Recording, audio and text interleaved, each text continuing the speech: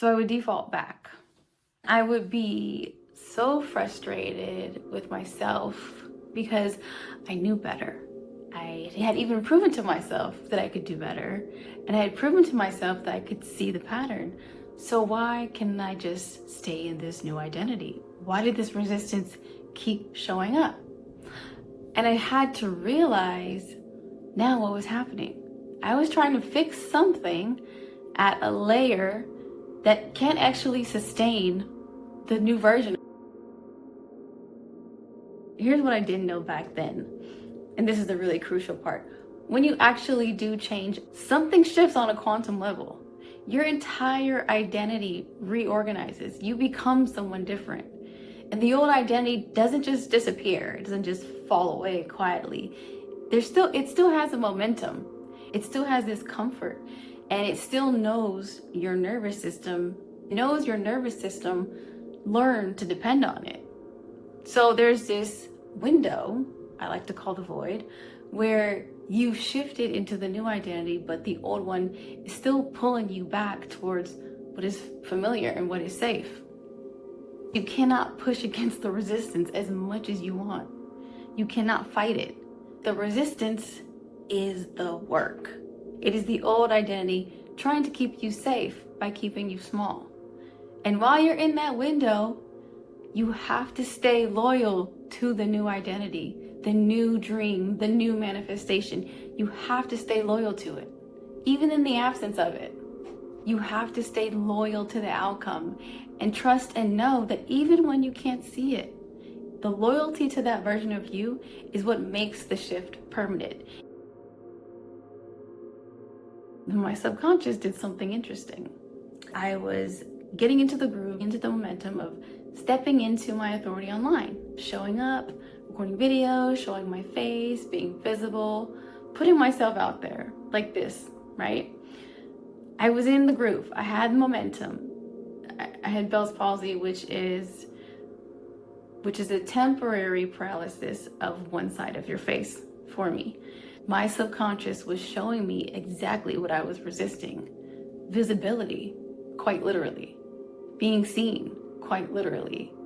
And claiming that on camera, quite literally. It was really interesting, actually. Not in verbal words, but my subconscious was showing me, in the only language that it could, is that we're not safe showing our face like this.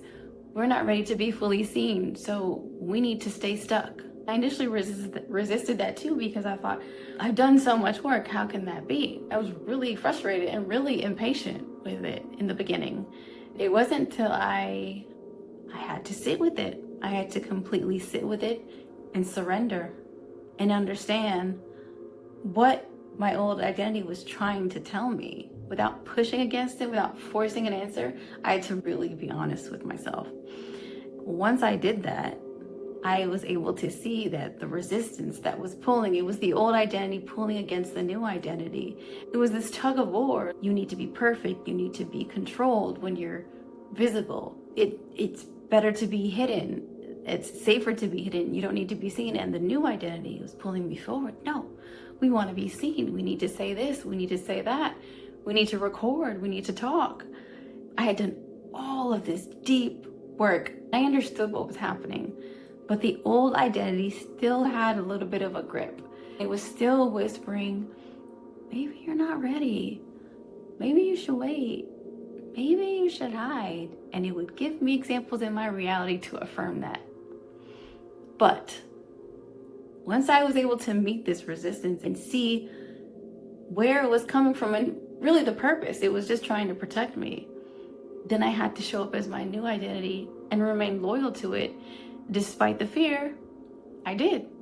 I understood the resistance, then I remained loyal to my new identity and said, you know what, I'm gonna record. And as I started to do that, I started to feel the grip of the old identity move away because I had met the resistance. When your reality doesn't reflect your new identity yet, there's a small window where you, almost like a test, where you get to see, okay, let's put it into practice. Being loyal to your outcome, even when it doesn't feel natural yet.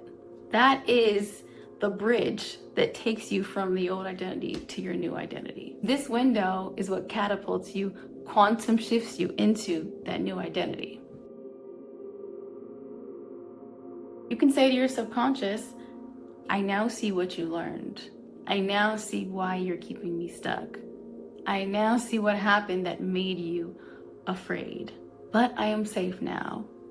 I can claim this. I can be visible. I can be fully myself.